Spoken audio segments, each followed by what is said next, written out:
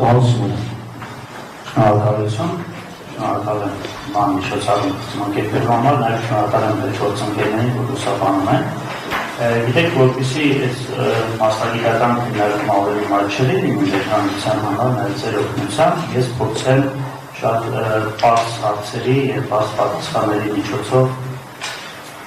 ավելի, այսպես ասած, ընդհանրական ձևով ներկայացնեմ խնդիրը։ Ցանկացած օրենսդրական նախաձեռնություն, երբ որ առկա է լինում, հետևյալ մարմինը, թե նախաձեռնողը, թե ազգային ժողովը, պետք է 4 հարցի պատասխան, 4 պարզ հարցերի պատասխան։ Արդյոք այս օրենսդրական նախաձեռնությունը անհրաժեշտ է, արդյոք այս օրենսդրական նախաձեռնությամբ ավելի շատ դրական հետևանքներ են առաջացնում հանրության համար, քան բացասական, այսինքն դրականը պետք է գերակցի։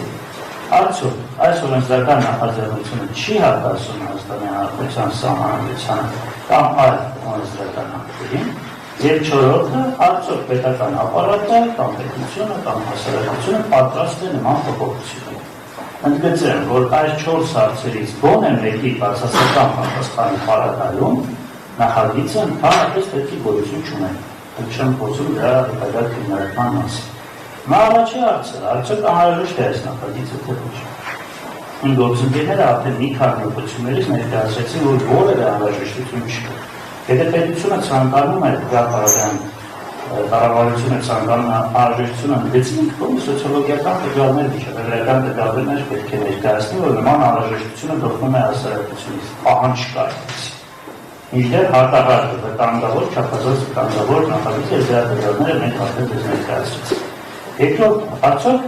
դրականը ավելի շատ է, քան բացասական, այսինքն ազդեցության գնահատումը իրականացում ընդհանրապես ցանկացած օրենսդրական նախաձեռնության մինչև ազգային ժողովում դրա քննարկումը։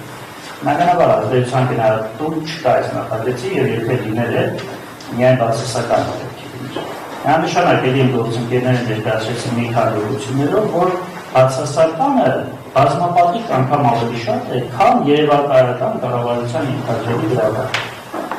Հետևաբար այս սրա պատասխանն է։ Մյուսը, արդյոք սահմանադրությանը համապատասխանում է թե չէ, արդյոք օրենսդրությանն է համապատասխանում։ Բնականաբար արտասահմանադրական է, երին կեցվեց մի քանի անգամ կոնկրետ ուրվացներով այդ նաև արդյունավետական պաշտպանության միջոցի իրավունքի տրամաբանության շրջանակներում եւ օրենսդրության հետ ևս խնդիրներ ավելի։ Նախագծում գրված է, որ օրենսդրական որևէ այլ ակտում փոփոխություն չի եղել։ Մինչդեռ առնվազն 2 օրենք կա, որտեղ փոփոխություն պետք է կատարվի։ Վարչարության վարչական վարույթի մասին օրենքներ դատականակների արտարդարի կատարման։ Այսինքն այստեղ մասնագիտական ոչ այդքան շատ գիտելիք չի պահանջում, որ հասկանան, որ մի քանի իրավական ակտում արդեն հակասություն են մտցնում։ Եթե հանկարծ այդպիսի գործընթաց գնա առաջ, այլ իրավական ակտերում ևս առկա են հակասություններ, որոնք պետք է ենթարկվեն փոփոխությունների։ Այսինքն այստեղ նաև ոչ միայն արտասահմանադրականության խնդիրն է, այլ մասնագիտական տեսանկյունից բավականին մեծ պրոբլեմ է։ Օրենսդրական տեխնիկայի, օրենսդրական գիտելիքների եւ մնացած բոլոր բնագավառները։ Հետևաբար երրորդ հարցի պատասխանը ևս ոչ չի համապատասխանում ոչ սահմանադրությանը եւ ոչ օրենսդրությանը։ Արդյոք մենք պատրաստ ենք նման քայլերի։ Վիճակագրական տվյալները ուղղակիորեն ցույց են տալիս, որ վարչարության որակը -75% ավելի, քան -75%։ Այսինքն մենք վարչական մարմինների պրակտիկան 75%-ով բացասական է գնալ։ Անգամ եթե մի պետություն լինի, որտեղ վարչարությունը 99% դրական արդյունք ցույց տա, անգամ այդ պարագայում այդ պետությունը մի քանի անգամ մտածելու է նման նախագիծ առաջ մղելու։ Այդպես տեսեք, այս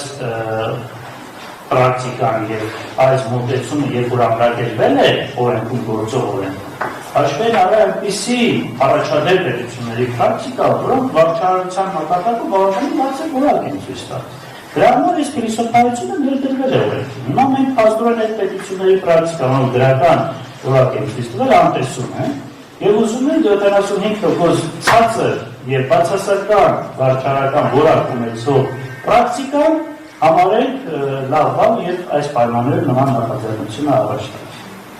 Սա որպեսզի պարզ մեր մամուլի գործընկերները հասկանան, որ 4 հիմնական հարցերը ցանկացած օրենսդրական ակտերի ընդունման համար